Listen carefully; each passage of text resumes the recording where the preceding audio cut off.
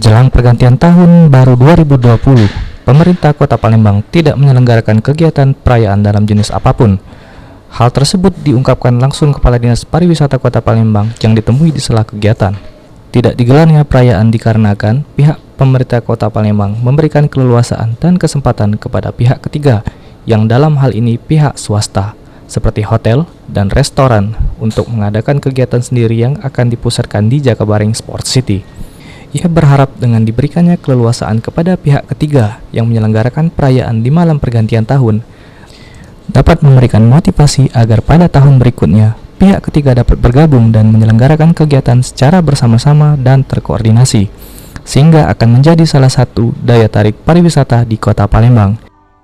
Tahun baru kita sengaja memang tidak mengadakan kegiatan pemerintah, karena memang kita memberikan keleluasaan, kesempatan kepada kawan-kawan pihak ketiga untuk mengadakan kegiatannya sendiri-sendiri.